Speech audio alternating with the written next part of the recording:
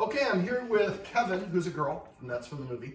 And then this is Horton, that you'll see right here. This is Horton.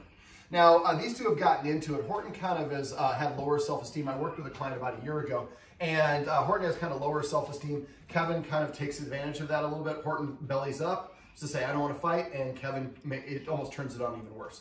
So basically what I recommend the guardians do was to keep the dogs separated. And she already had been doing this with kind of a little kennel or separated area here, so the dogs can be in the same room together. It's important for dogs that don't get along, if you want to get them back together, for them to start practicing doing things together that are positive.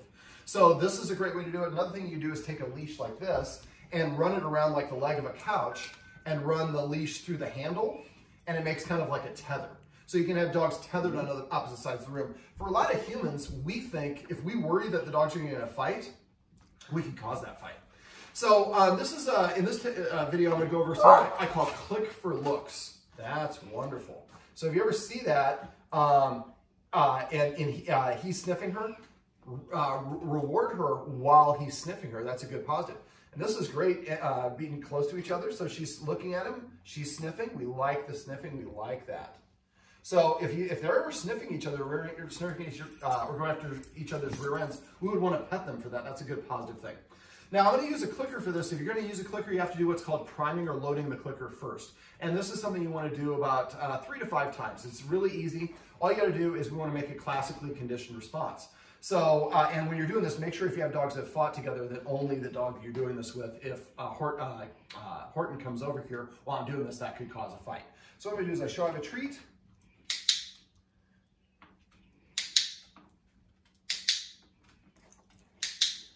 And every time the treat goes in the mouth, I hear this click. Now, when you're doing this, the click is not a remote control, so don't ever go. My clicking thumb is a little bit slippy today. It's Sunday. So basically the idea, and I want to have you guys do this 1 or 2 more times. I'll leave this clicker when I leave so you guys can practice a little bit. And try to make sure it's a good, precise click, not like this, which is what I was doing earlier. So make sure you're really concise. The clicker is just to indicate you did something I like, and then I'm going to get a treat in your mouth as fast as I can. So if I want to treat her to sit, or train her to sit, what I would do is say sit, or say I wanted her to lay down. Let's get her up, down, or crash. Crash. So as soon as her chest hits the ground, I would click to indicate that's what I wanted, and then I'm going to give you a treat afterwards. Now I use the same technique for clicking for looking at Horton. So what I want to do is I want to get her over here so she's facing the right direction. Sit. Now, she's very interested in me, so I'm just going to hold still. And what I'm waiting for her to do is voluntarily look at Horton. Now, Horton's helping out by actually barking. That might cause a little bit of interest. Now, if I move around, amigos. Now, you can say whatever the word is you want. I like saying amigos or friendly. So, again, I'm going to hold still. And what we should see is as she does this, the more, after first you start looking more. Now, she's looking at me because I have these super high-value treats, and they're more interesting than Horton, but that's actually a good thing. Now, this is something that takes a lot of patience, so it might not be the best footage. So what you want to do is have him out and just have the clicker be sitting here, and just every time that she looks at him, you click for the look, and then you treat afterwards, and you come up with your command word that means looking is a positive thing. So later on, if you don't have your clicker or don't have your treats, amigo or amigos, then you just say the word amigos. So you're kind of creating an association. So just looking at Horton gets me a treat. And this is usually something I do a lot earlier than now. These guys have spent almost a year kind of being tethered together. They've been chewing bones together, tethered, but not being able to reach each other. But they're very, very relaxed. The fact that they were both here tells me that the guardian has made really good progress on this, which is why I was happy to do a weekend session, not charge my weekend rates, because you've done such good work. We want to reward that. And so again, I'm sniffing to look to see if there are any more treats here. That's fine. And so this is when you do this, I would get maybe about 15, 20 treats and just watch the dog. And then when you have the treats and she's just targeting you like this, just hold still and don't engage. Don't tell her what to do, what to look at, or anything like that. But every time she looks at him, she hears the click. And after a while, what will happen is she'll start. The click is for looking at him, but then what does she do after that?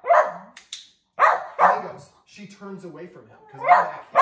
So I look there at him. Something good happens. So looking at him means I get a treat, and then I turn away, and I'm no longer looking at him, so I don't get so worked up. You're doing a good job. I would prefer that you look at him faster and faster. But again, this is this is kind of a process. That was kind of an eye dart, but I don't know for sure if you were looking at him or not, so I'm going to be cautious. But if you're not sure, you could click if you're not sure. Laying down is also a really good indication. Horton barking over there also is an indication that he feels good about the situation. Do you have something you want to mention? Oh, he's been barking quite a bit more. And that could be, again, I feel confident enough to communicate with myself. So again, this is a really, really, really simple technique, but it's one of those things where we can just add an extra layer of positivity with the interactions between the two of them. Now, what I'd like the guardian to do is continue to walk them together like she has been. And as long as there's no high value items, I think you're at the point now, I would maybe have you do this for about a week, maybe 10 days. And maybe for about 10 to 15 treats each time, maybe 3 times a day. And after doing that for a week, I think you should try limited capacity of having them out untethered. Now, you can set them up for success. Make sure they're walked first. Make sure they get to relax afterwards. Make sure there's nobody crazy doing lawn work, or there's nobody delivery drivers or things like that. But the idea is to have them just practice being together. Yes. Now, you can use the clicker for all the dogs. Now, the problem is once we start priming Horton, he's going to run over here wanting those treats. So if that's the case, you might need to use a second leash for that, just to keep him tethered. And she's probably going to be likely to stay over here without a leash. I didn't know how she's going to react. That's why I'm using a leash. Always want to use leashes or tools as a safeguard. But the idea is to eventually move away from them once we can. But it's based on what the dog shows us, not what we want. And so you can give us one more look, and then we'll wrap this one up. We'll wait and see how you do. Now, if you get a clicker, if you're walking at home and get a clicker, make sure you get one that's a really cheap clicker. I see people spend, this one's got a laser on it. You don't need a laser for a clicker. So it should be like a couple bucks. Amigos. So whatever the word is that you want to assign, just be consistent. And you can use the same word for both versions. So just to sum up, when they're loose, any sniffing together, you can pet and say amigos for that as well, or just pet. We like to see them sniffing each other. That's a really important component of it. And then the other thing is having them practice with the bones and stuff. That's something where I would want to make sure that I have clear observation if I'm not going to do it with the leash, because all it takes is 1 second for them to, go in. And we don't want to see stares towards each other, amigos, while they have bones. They should be kind of engrossed in there. They can look for a second, but anything over 3 seconds, you want to redirect their attention away or increase that distance. And if your gut tells you something is about to happen, don't say anything. Just immediately get up in between them and block them or to increase the distance. We have instincts for reasons.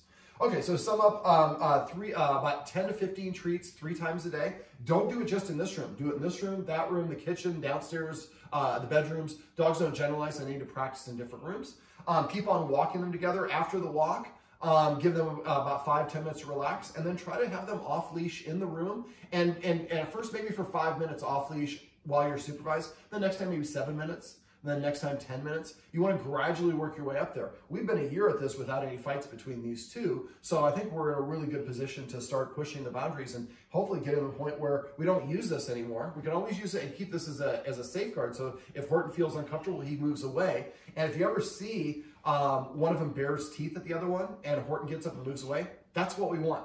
Baring teeth and growling are not aggression. That's the antithesis of aggression. I disagree with what you're doing, so I'm showing my teeth showing what's going to happen if you continue down this road. So if I bare my teeth and the other dog walks away, that's exactly how dogs solve this. It's called the cutoff signal. So whenever punish or correct that, actually, that probably should be something to be rewarded. Amigos, but see how fast snapping the head around. All right, well, this is Kevin. That's Horton. And Mowgli, we can't, let's see Mowgli real quick, because this is such a cutie. And that's Mowgli. And these are some tips and tricks on how you can use what I like to call click for looks to help dogs start developing positive associations with one another.